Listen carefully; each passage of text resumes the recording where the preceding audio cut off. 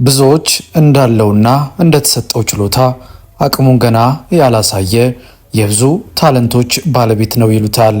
ዘወትር ደሳለኝ ወይም ጓደኞቹ እንደሚጠሩት ዚ በዛሬው ዕለት በተሰማው መረጃ ደግሞ ይህንን አቅሙን፣ ችሎታውን፣ ብቃቱን የሚያሳይበት ዓለም አቀፍ ጋዜጠኛ የሚሆንበት ትልቅ እድልን አግኝቷል።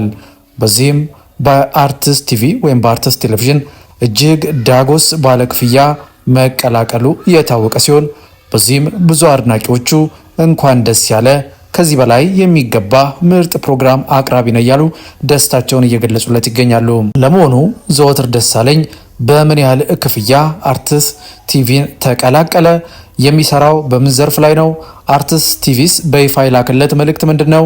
ተወዳጁ ፕሮግራም አቅራቢ ዘወትር ደሳለኝስ በጉዳዩ ላይ ምን አለ? እንደዚሁም ደግሞ ስለ ዘወትር ደሳለኝ ያልተሰሙ አስገራሚ እውነቶችና ሚስጥሮችን ጭምር ይዘንላችኋል፣ ታደምጣላችሁ። እናንተም ቪዲዮ ላይክ እና ሼር፣ ቻናሉን ደግሞ ሰብስክራይብ በማድረግ ቤተሰቡን እያልን በቀጥታ ወደ ፕሮግራሙ እንሻገር። መልካም ቆይታ ይሆንላችሁ። ዘወትር ደሳለኝ ኢቢኤስ ላይ ሲመጣ ብዙም እምነት ያልተጣለበት የፕሮግራም አቅራቢ ነበር። ብዙዎች ብዙም ያልተደሰቱበት ኢቢኤስ ሌላ ፕሮግራም አቅራቢ አጥቶ ነው ወይ የሚሉ ብዙ አስተያየቶች፣ ትችቶች ሲቀርብበት ነበረ። ነገር ግን ከተወሰኑ ሳምንታት በኋላ ነበር ዘወትር ያለውን አቅምና ችሎታ ማሳየት የጀመረው። በዚህም እንግዲህ በፍጥነት ማለት ይቻላል በህዝቡ ልብ ውስጥ በመግባት በራሱ ጥረት ብቃቱን፣ አቅሙን፣ ችሎታውን ማሳየትና ማስመስከር ችሏል። በድምፁ እንደ ባንድ ሙዚቃ መጫወት የሚችል ከጋዜጠኝነት ወይም ከዝግጅት አቅራቢነት በላይ የራሱ የሆኑ የተለዩ ተሰጦች ያሉት ወጣት ነው።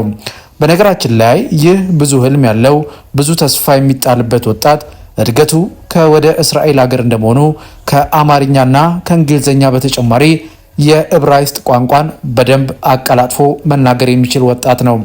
ለዚህም ይመስላል ትልቁ ቅዴ ዓለም አቀፍ ጋዜጠኛ የመሆንና የዓለም ዋንጫን፣ ታላላቅ ኮንሰርቶች፣ የዓለም መድረኮችን በመምራት ኢትዮጵያንና ኢትዮጵያዊነትን ለዓለም ህዝብ የማስተዋወቅ ህልም አለኝ እያለ በተደጋጋሚ የሚናገረው። ዛሬ ደግሞ ይህን ሀሳቡን የሚያሳካበት ትልቅ እድልን አግኝቷል። አርትስ ቲቪ እጅግ ዳጎስ ባለ ክፍያ የቴሌቪዥን ጣቢያው ባልደረባ አድርጎ ቀጥሮታል።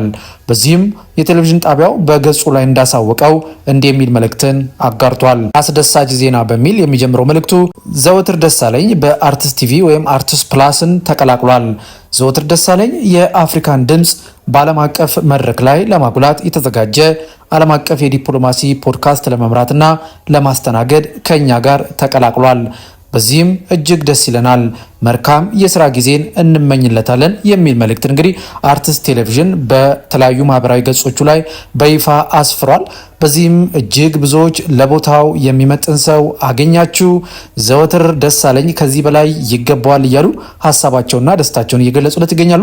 በነገራችን ላይ ዘወትር ደሳለኝ የመጀመሪያ ዲግሪውን የያዘው በኮምፒውተር ሳይንስ ሲሆን ማስተርሱን ደግሞ ባሳለፍነው ዓመት በህዝብ ግንኙነትና በስትራቴጂክ ኮሚኒኬሽን ከአዲስ አበባ ዩኒቨርሲቲ ማስተርሱን መያዝ ችሏል።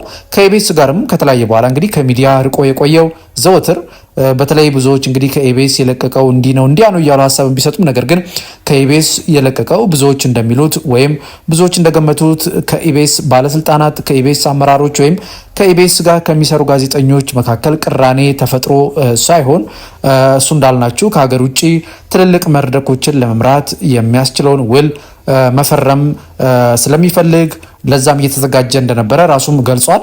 አሁንም እንግዲህ ያሰበው ነገር ተሳክቶለት በዓለም አቀፍ መድረክ ላይ ኢትዮጵያንም የሚያስጠራበት ራሱንም የሚያሳይበት ትልቅ እድልን አግኝቷል። ከኢቢኤስ የለቀቀው ዘወትር ደሳለኝ አርቲስ ቲቪን እጅግ ዳጎስ ባለ ክፍያ መቀላቀሉ ይፋ ሆኗል። ዘወትር ደሳለኝ በተለይ በኢቢኤስ ቴሌቪዥን በነበረባቸው ጊዜ ማን ያሸንፋል የሚሉ ፕሮግራሞችን እንደዚሁም ደግሞ በኢቢኤስ ቴሌቪዥን እሁድን በኢቢኤስ ሲጀምር ፕሮግራሞችን ሆስት በማድረግ እናውቀዋለን። በዛም ላይ በመግቢያችን ላይ እንዳልናችሁ ገና ፕሮግራም የጀመረ አካባቢ ብዙዎች አልተደሰቱበትም ነበር። ከዛ ግን በፍጥነት ነው ማለት ይቻላል ዘወትር አቅሙን፣ ችሎታውን ማሳየት ሲጀምር በብዙዎች ልብ ውስጥ መግባት የቻለው። ሁለተኛ ደግሞ የዘወትር ደሳለኝ ሌላኛው ኳሊቲ እንዳልናችሁ እጅግ በጣም የተማረ ሰው እስከ ማስተርስ የደረሰ ሁለተኛ ደግሞ እንግሊዘኛን አቀላጥፎ የሚናገር ከሰዎች ጋር ያለው ግንኙነት መግባባት እጅግ የሚያስደስት ነውና ምናልባት አሁንም በአርትስት ቴሌቪዥን በተቀጠረበት ቦታ ላይ ለሱ የሚመጥን ነው ብለን እናስባለንና ያሰበው ነገር እንዲሳካለት እንመኝለታለን።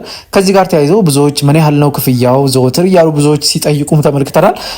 ብሩ የተቀጠረበት የገንዘብ እንደዚህ ነው ብሎ መናገር ባይቻልም ግን ሪከርድ የሆነ ዋጋ እጅግ ዳጎስ ያለ ክፍያ እንደሆነ ግን ከውስጥ አዋቂ ምንጮቻችን ሰምተናል።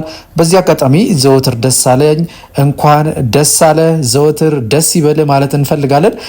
እንግዲህ በኢቢኤስ ውስጥ የነበረ ችሎታ የነበረ ጉብዝና የነበረ አቅም ከዛ በላይ ደግሞ አሁን ባገኘበት አሁን በምሰራበት ቦታ ላይ ደግሞ ችሎታህን አቅምህን ታሳያለህ ብለን እናስባለን።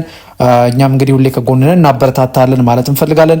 ውድ የሁሌ አዲስ ሚዲያ ቤተሰቦቻችን በዛሬው ፕሮግራማችን የቀድሞ የኢቢኤስ ቴሌቪዥን ፈርጥ የነበረው ፕሮግራም አቅራቢው ዘወትር ደሳለኝ አሁን ደግሞ ዳጎስ ባለ ክፍያ አርቲስት ቴሌቪዥንን በይፋ መቀላቀሉን አስመልክተን ስለ ዘወትር ደሳለኝ ብታውቁት፣ እንደዚሁም አሁን ያለበት የተቀጠረበት በአርቲስት ቲቪ ላይ ምን ላይ ይሰራል የሚለውን ጨምረን ብታውቋቸው ያልናቸው መረጃዎች ለእናንተ አቀረብን።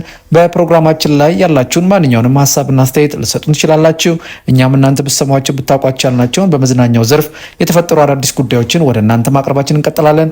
የምንለቃቸውን ቪዲዮዎች ላይክና ሼር፣ ቻናሉን ደግሞ ሰብስክራይብ ያደረጋችሁ ቤተሰብ እንድትሆኑ እየጠየቅን በሚቀጥለው ብትሰሟቸው ብታውቋቸው ባልናቸው በመዝናኛ ዘርፍ በተፈጠሩ አዳዲስ ጉዳዮች እስከምንገናኝ በያላችሁበት የዓለም ጥግ ሁሉ ሰላም፣ ፍቅር፣ ጤና ለሁላችሁም እየተመኘን በዚሁ ተሰናበትን። መልካም ጊዜ ይሆንላችሁ።